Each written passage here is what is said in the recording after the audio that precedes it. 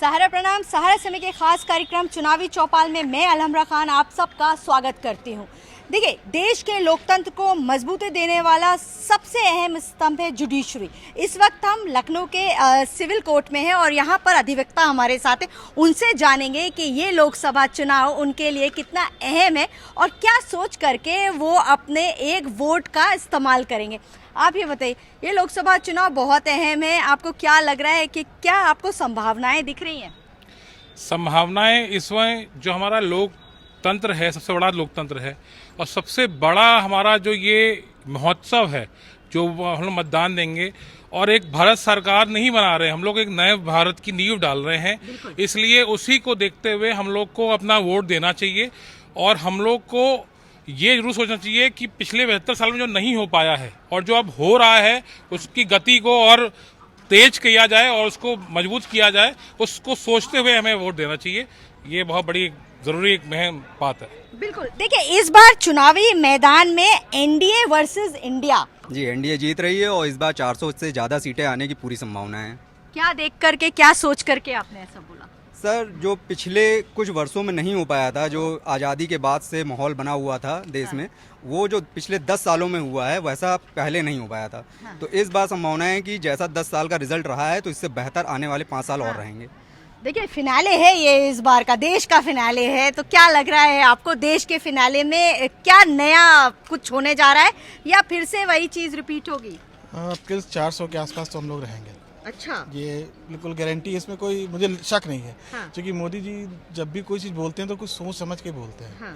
और इनके बोलने का कारण भी है। कारण है कि जो 500 सालों से एक दर्द हमारा जो था, उस दर्द को दूर करने में बीजेपी ने बहुत बड़ा रोल अपनाया है। कौन सा दर्द? ये हम भाई, राम मंदिर का एक मुद्दा था जो आज हम तो 500 साल से कहेंगे, बाकी लोग 100 साल 200 साल 300 साल के एक तो राम मंदिर क्या इस चुनाव में एक प्रभावी मुद्दा होगा? यस मैम, राम मंदिर ही हम इस बार का चुनाव में प्रभावी मुद्दा होगा। हमारे मोदी जी ने राष्ट्र हित के लिए 370 को खत्म किया और राम मंदिर बनवाया और विकास के काम किए। इसके लिए भाजपा सरकार को हम लोग पूर्ण समर्थन देंगे और 400 सीट पार कराने के लिए हम लोग पूरे योगदान देंगे। हर तरीके के समर्थक होते हैं, कुछ भाजपा के पसंदीदा पसंद करते हैं, कुछ विपक्ष के लिए बात करते हैं, लेकिन हम बात करेंगे इस लोकतंत्र को किस तरीके से मजबूती मिल सकती है। आप ये बताइए, जैसे कि अगर हम बात करें, जो विपक्ष है वो हमेशा घेरता आ रहा है सरकार को कि बहुत ज़्यादा महंगाई बढ़ गई है ख़ास तौर से, और जो पेपर लीक का मामला है उसमें यूथ का करियर बहुत ज़्यादा। महंगाई के बारे में कहूँगा कि पूरे वर्ल्ड में ही आफ्टर कोविड एक इन्फ्लेशन आया है और उस बल्कि बहुत कहूँगा कि इंडिया में उसका बहुत कम प्रभाव पड़ा है, क्योंकि हमारी जो नीतियाँ हैं, हमारी जो एक बहुत ही अलग एक इकोनॉमी है, वो बहुत पैरेलल चलती है। उसकी वजह से बहुत कम इफेक्ट हम लोग पे आया है। इन्फ्लेशन हुआ है वो पूरे वर्ल्ड का एक टॉपिक है और वो एक सबके लिए है। बाकी पेपर लीक का मामला है, तो पेपर लीक का मामला ये कि हमारे योगी जी उस पर बहुत सख्त कार्रवाई कर चुके हैं। एसटीएफ ने और बाद एक पूरी एक मीटिंग, एक कमेटी गठित हुई है, उस पर बकायदा गिरफ्तारियां भी हुई हैं और उनको सजाएं भी होंगी। और ये पहली बार हुआ है कि इस बार एजुकेशन माफियाओं पे बहुत बड़ा रोक लगी है। तो पेपर लीक का मामला ये बहुत बड़ी बात है कि हमारे योगी जी उस पर बहुत सख्त कार्रवाई कर चुके हैं। एसटीएफ ने और बाद एक पूरी एक मीटिंग, एक कमेटी गठित हुई है, उस पर बकायदा गिरफ्तारियां भी हुई हैं और उनको सजाएं भी होंगी। और ये पहली बार हुआ है कि इस बार एजुकेशन माफियाओं पे बहुत बड़ा रोक लगी। बिल्कुल, लेकिन इस बार जुडिशरी की भी नज़र इस चुनाव पर है। देखिए, ईसीआई को भी नोटिस जुडिशरी ने भेज दिया। देखिए, वीवीपैट की अगर हम बात करें, उन्होंने बोला कि क्यों नहीं हो सकता चुनाव उसके जरिए, क्योंकि देखिए जिस तरीके से अभी देखा जाए कि चुनाव में आरोप लगते हैं, जो ईवीएम मशीन है उसमें कहते हैं कि नहीं नहीं ये तो धांधली हो रही है, लेकिन अब जुडिशरी भी बीच में आ गई, उनका चलो धांधली नहीं होने देंगे इस बार। जुडिशरी पूरी नजर रखी हुई है। जुडिशरी ने पूरा, चाहे आपका इलेक्टोरल बॉन्ड के पे हो, चाहे ईवीपैट पे हो, जुडिशरी पूरा नजर रखी हुई है और कोई भी, ना ही ईवीएम का कोई ऐसी कोई धांधली होती नहीं है। देखिए, एक माहौल आ चुका है, एक 70 साल का जो एक रोष था वो निकल के आ रहा है बार बार, और अब जो है उसका रोष का क्लियर मैंडेट इस बार भी आ रहा है। बाकी ईवीएम बस वही वाली बात है, जब आप हारते हो तो जी ईवीएम है और नहीं लोगों को इस रोष को भी दूर किया जाए ना, क्यों नहीं? किसी तो सपा ने जीती। ईवीएम से चुनाव मऊ की सीट किसने जीती? सपा ने जीती। हाँ। तो आप कैसे कह सकते हैं ईवीएम के धांधली हुई? ये हम नहीं कह रहे, ये हाँ, तो विपक्ष नहीं का विपक्ष का तो विपक्ष कैसे कह रहा? विपक्ष को तो फिर जो है विपक्ष को सपा कैसे जीत गई? चुनाव तो ईवीएम से ही हुआ। बिल्कुल हुआ। और भाजपा ने जो है सभी धर्मों सभी जातियों के लिए काम किया। क्या मुस्लिमों को जो है इसमें सहयोग नहीं मिल रहा है? मुस्लिमों को 370 खिलाफ किया, तलाक खत्म किया, मकान मिल रहे हैं, राशन मिल रहा है, सभी के लिए मिल रहा है। ऐसा थोड़ी नहीं कि सभी के लिए मिल रहा है। फायदा तो है, फायदा तो है। क्या सोच रहे हैं आप? कुछ नहीं सोच रहे, फायदा है, वाकई फायदा है। अच्छा, समय तो फायदा है, लोग आराम से चुनाव तो बायोमेट्रिक छोड़ दिया है राशन कार्ड से, तो और धांधली बंद कर दी उन्होंने। अच्छा, इस चुनाव में आप क्या सोचते हैं? लोकसभा चुनाव है, बहुत अहम चुनाव है, तो क्या सोच रहे हैं आप? इस बार कुछ चेंजेस आने वाले हैं या किस तरीके से, किन चीजों को दिमाग में रख करके आप वोट करेंगे? देखिए, चेंजेस तो बिल्कुल आने वाले हैं, क्योंकि अगर चेंजेस ना होते तो स्वाभाविक सी बात है माननीय नरेंद्र मोदी जी फिर से ना आते। अच्छा। जिस तरह से वो कह रहे हैं कि इस बार 400 पार, हाँ। तो उनको जरूर जनता के निगाहों में कुछ दिखा होगा। हाँ। हमारे आप में कुछ दिखा होगा, तभी जनता वो को कह रहे क्या हैं। दिखा? जनता को तमाम चीज़ें दिखी, हाँ। बहुत सारी चीज़ें दिखी, जो परिवर्तन दिखे हुए। हाँ। जनता ने राम मंदिर देखा। हाँ। हैं? देखिए, राम मंदिर को लेकर के वाकई में भक्ति भाव सब में देखते ही बन रहा है। अब ये बताइए, राम मंदिर एक वाकई में बहुत बड़ा इशू है, आस्था। देखिए, हम जिस देश में रहते हैं वहाँ पे आस्था बहुत बड़ा इशू होता है, लेकिन खाली राम मंदिर पे हम इस चुनाव को केंद्रित नहीं कर सकते। ये पूरे देश का चुनाव है। ऐसे में बहुत सारे और चीजें, बहुत सारे और फैक्टर्स हैं जिन पे ध्यान देना चाहिए। आपको क्या लगता है, कौन से ऐसे फैक्टर्स हैं जिनको ध्यान में रख करके वोटर को वोट करना चाहिए? देखिए, कई चीज़ें हैं, जैसे इसमें नहीं बोलना चाहिए कि एक कम्युनिटी काफ़ी ज़्यादा हावी हो चुकी थी देश के ऊपर। उसको देखते हुए जिस तरह से एनडीए का जब सरकार बनाया गया, तो काफ़ी लोगों ने इस चीज़ को देख के बनाया कि जो विकास 70 सालों में नहीं हो पाया था किसी एक वजह से, उसको आगे विकास को आगे बढ़ाना है। और जिस तरह से 10 सालों में पिछले विकास हुआ है, उसी तरह आगे भी विकास जारी रहना चाहिए, रुकना नहीं चाहिए। देखिए, 2014 का चुनाव मोदी के नाम पे लड़ा गया, 2019 का चुनाव भी मोदी के नाम पे लड़ा गया, और 2024 के चुनाव में भी मोदी ने कह दिया सब मेरा परिवार। इसका इम्पैक्ट पड़ेगा? पूरा पड़ेगा। देखिए, जब उन पे आरोप लगता है कि वो तो अविवाहित हैं, उनको बच्चे नहीं हैं, तो उन्हें राशन पानी, घर, बिजली पानी का क्या उनको एहसास? तो उन्होंने कहा मुझे इसकी जरूरत ही नहीं। ये सारा जो पूरा हिंदुस्तान उन्होंने जब परिवार समेट लिया, उन्होंने मान लिया कि मेरा परिवार है, तो पूरे परिवार का दर्द उनको दर्द है। तो जब अगर ये चीज़ आएगी, उन्होंने कह दिया, ये बात आज तक पूरे हिंदुस्तान में किसी भी प्रधानमंत्री, मंत्री या किसी ने भी ये बात नहीं बोली कि ये पूरा हिंदुस्तान मेरा परिवार है। ये कभी नहीं बोला किसी ने। चुनाव में और क्या लगता है आपको, कौन से बेसिक फैक्टर्स हैं इसके अलावा? देखिए, वोट करना हर बंदे का दायित्व है, ऐसे में आप क्या सोच करके वोट करते हैं ये आपके ऊपर निर्भर करता है। कौन से ऐसे फैक्टर्स हैं जो आपको लगता है बहुत अहम है इस चुनाव में? देखिए, वोट करना जो है वो हमारा अधिकार भी है, दायित्व भी है। अगर राष्ट्र को आगे बढ़ाना है तो हमें वोटिंग परसेंटेज जो है हमारा वो अच्छे स्तर तक पहुंचाना पड़ेगा। क्योंकि आज की डेट में अगर हम अपनी वोटिंग परसेंटेज देखते हैं, लखनऊ में अगर हम पिछले 2019 की अगर वोटिंग परसेंटेज देखेंगे तो 61-62% रहता है। और एक अच्छे स्वस्थ और लोकतंत्र के लिए वोटिंग परसेंटेज जितना ज़्यादा अच्छा रहेगा, उतना ही क्या कहते हैं लोकशाही अच्छी होगी। और जैसा कि आपने कहा कि मोदी कह रहे हैं कि हमारा परिवार, तो अगर हम अपनी सनातन संस्कृति देखेंगे तो उसमें पहले से ही कहा गया है कि वसुदेव कुटुंबकम, समस्त संसार ही हमारा परिवार है। और रही बात क्या कहते हैं कि वोट देते समय किन किन मुद्दों को ध्यान रखना चाहिए, तो प्रेजेंट टाइम में अगर सिनेरियो में देखेंगे तो जैसा कि विपक्ष का कहना है या मतलब अदर जो पार्टी उनका कहना है कि अनएम्प्लॉयमेंट बहुत है, लेकिन हम युवाओं का मानना है कि अनएम्प्लॉयमेंट हमारी सोच में रह गई है, बाकी वैसी कहीं अनएम्प्लॉयमेंट रह नहीं गई है। सोच में है सिर्फ अनएम्प्लॉयमेंट? नहीं, जैसा ये बता रहे हैं हमारे साथी अधिवक्ता जी कि सोच में है। सोच में ये सोच रहे हैं कि रोजगार नहीं है। सोच में सोच रहे हैं रोजगार है, फिर कभी सोच रहे हैं रोजगार है। लेकिन वर्तमान की स्थिति अगर देखिए तो सरकारी कर्मचारी कहाँ पे नियुक्त हो रहे हैं? सरकारी कर्मचारियों की नियुक्ति बंद कर दी गई है, सब कुछ प्राइवेट होता जा रहा है। भाजपा का जो नज़रिया है वो प्राइवेटीकरण का है। इससे कोई वो नहीं फर्क पड़ता है कि प्राइवेटीकरण करिए, हमें विरोध नहीं है पार्टी का। हमें विरोध इस बात का है कि प्राइवेट के साथ साथ सरकारी नियुक्तियां भी दीजिए, नौकरी भी दीजिए, अनएम्प्लॉयमेंट को भी खत्म करिए। देखिए, ये सबसे बड़ा युवाओं के लिए मुद्दा है। देखिए, अनएम्प्लॉयमेंट सबसे बड़ा मुद्दा है। कॉलेज से पास आउट जो भी विद्यार्थी होते हैं वो ये सोचते हैं कि आप पास करने के बाद हम कोई कंपटीशन देंगे, और जब वो कंपटीशन देते हैं तो कई बार पेपर लीक हो जाता है। पेपर लीक के मामले में भी सरकार का घेराव विपक्ष द्वारा किया जा रहा है। लेंगे एक छोटा सा ब्रेक, और ब्रेक के बाद फिर हाजिर होंगे कुछ और इंटरेस्टिंग मुद्दों के साथ। ब्रेक के बाद चुनावी चौपाल में आप सबका स्वागत है। 4 जून को रिजल्ट आउट हो जाएगा देश के सबसे बड़े चुनाव का। देखिए, आपको क्या लग रहा है, ये देश का सबसे बड़ा चुनाव है, बल्कि पूरे विश्व भर में अगर इंडिया के चुनाव की बात की जाए तो सबसे बड़ा चुनाव है। 7 चरणों में ये चुनाव हो रहा है। देखिए, सबसे बड़ा इसमें महत्वपूर्ण रोल जो है वो हमारा उत्तर प्रदेश निभाती है। 80 सीटें उत्तर प्रदेश में, और इस बार जो है उत्तर प्रदेश के विकास के नाम पे वोट देगा। और देखना होगा कि पब्लिक क्या कहती है, मंदिर मस्जिद के नाम पे वोट करती है कि डेवलपमेंट के नाम पे वोट करती है। वो समय आने पता लग जाएगा कि 80 में से कौन सीटें कितनी जीत रहा है। 80 में से कितनी सीटें जीत रहा है भाई? 80 की 80 सीटें आ रही हैं। अच्छा, यही धोखा है, यही सबसे बड़ा धोखा है कि इस बार 80 में से 80 सीटें नहीं आनी है। यही धोखा है। जब रिजल्ट आता है तो विपक्ष को धोखा ही लगता है। अभी टिकटें कंफर्म नहीं हो पा रही, ईवीएम हैक हो गया या धांधली हो गई। हाँ।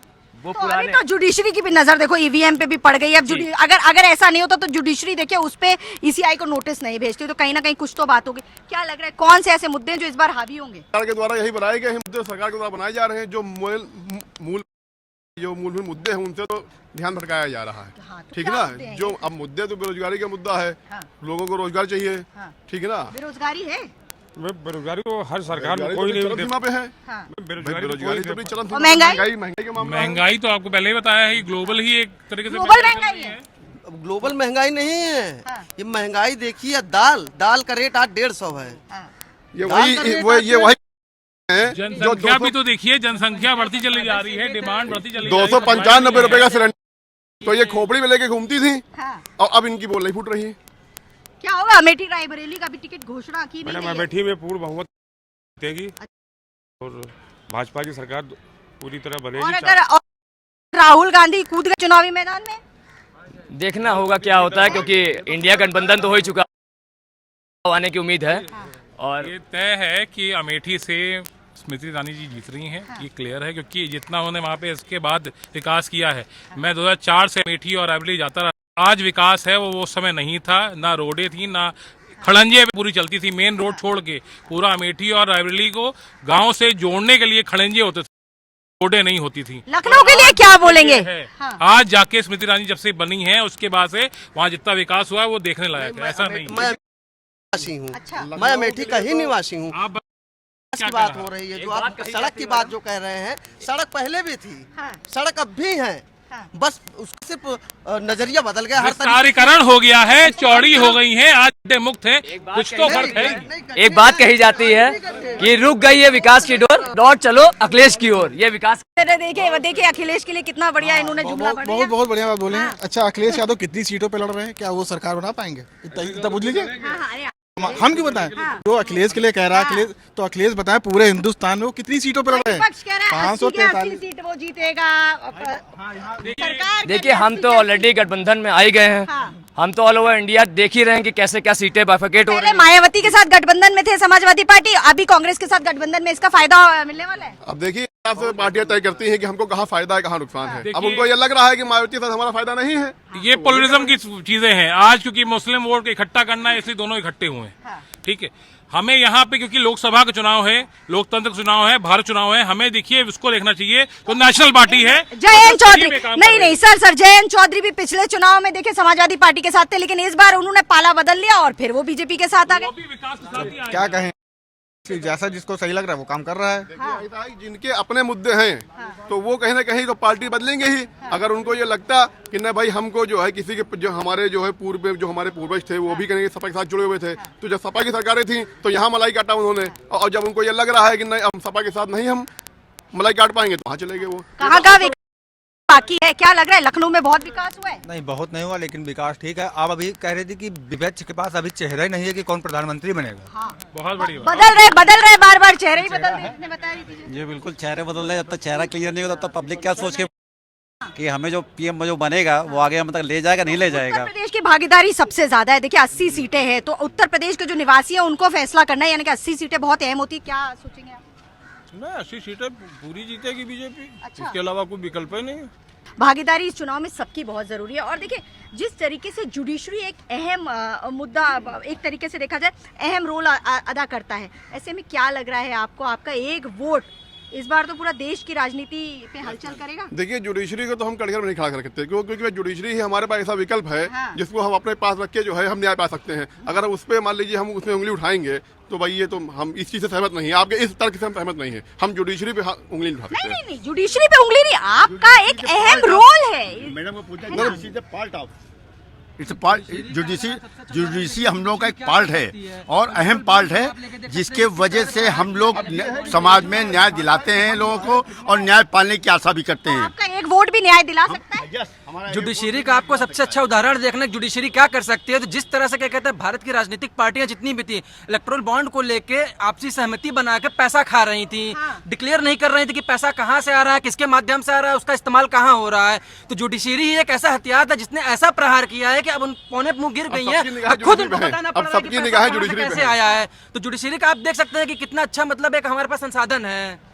इसीलिए सहारा समय ने भी अपनी निगाह जुडिशरी के ऊपर ही डाल दी और सोचा कि अधिवक्ताओं से पूछा जाए कि ये चुनाव कितना अहम होने जा रहा है। देखिए अब की बार 400 पार नारा दे रहा है शासन। अगर बात की जाए विपक्ष की तो विपक्ष एकजुट हो गया। देखिए छोटी छोटी सारे राजनीतिक दल एकजुट हो गए।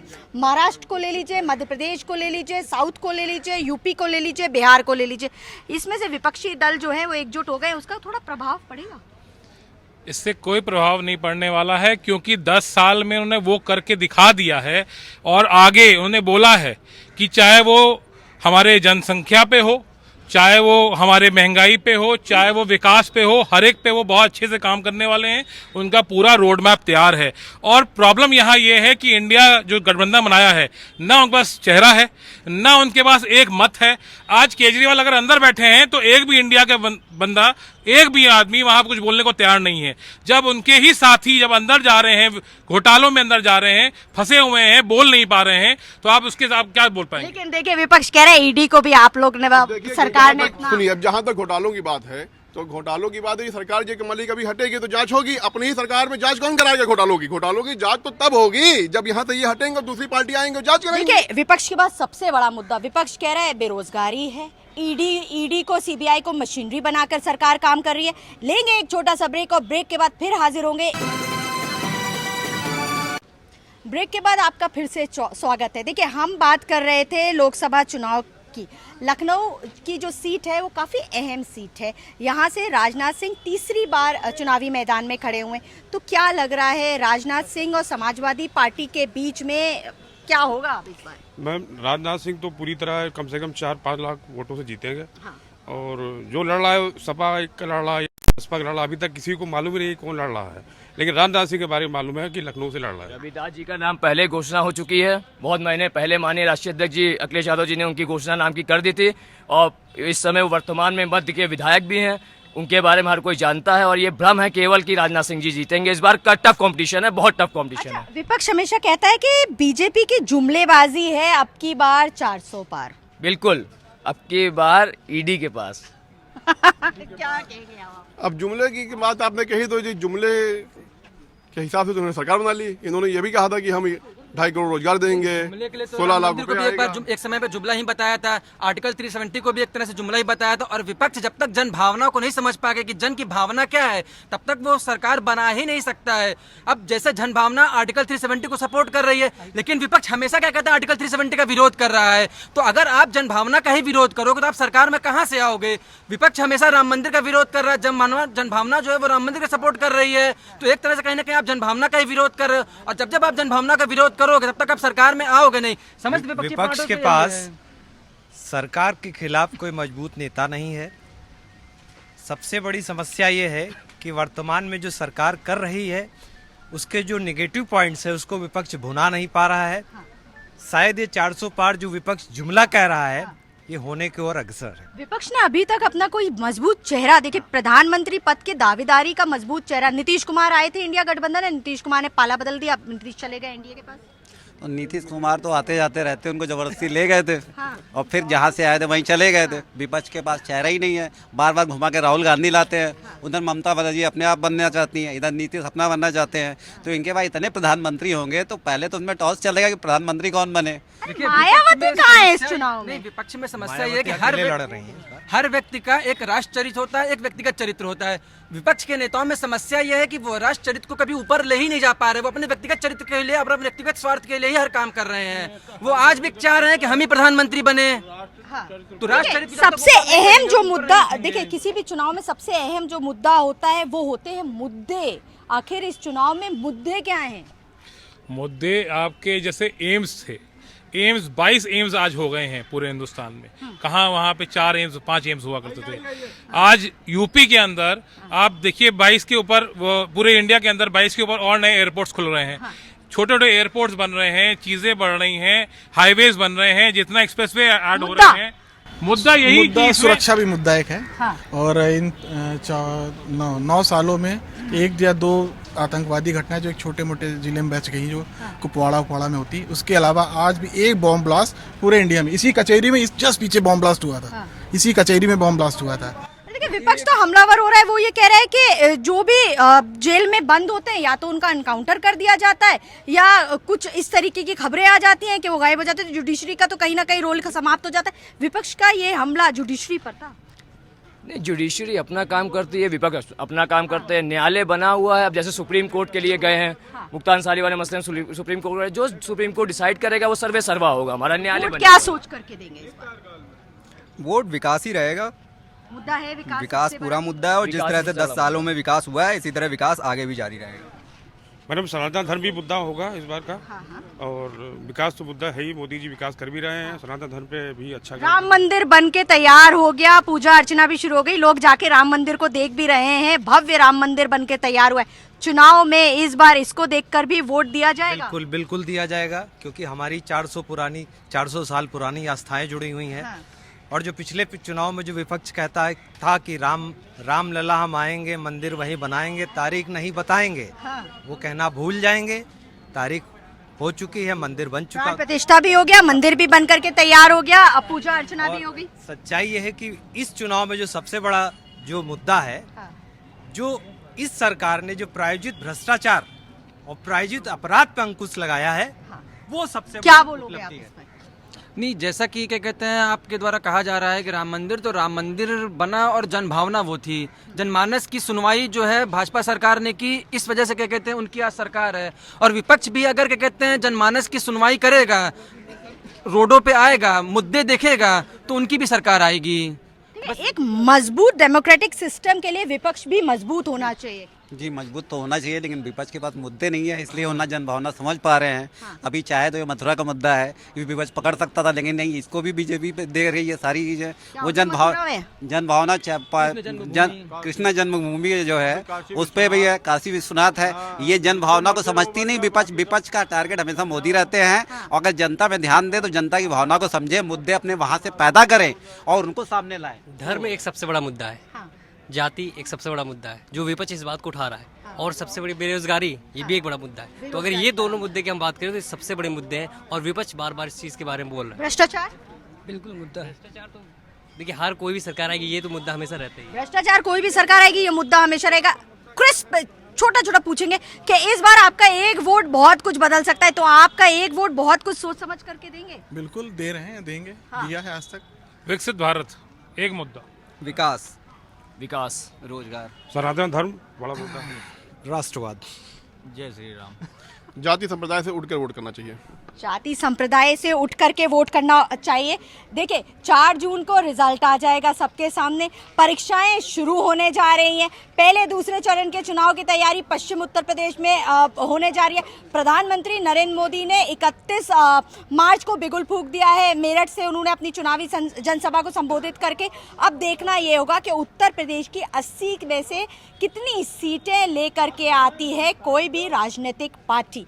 फिलहाल हम अपने शो में यहीं पर लेंगे विराम और हाजिर होंगे जल्द नई चर्चा नए लोगों के साथ। सहारा प्रणाम, कैमरामैन रजनीश कुमार के साथ अलहमरा खान।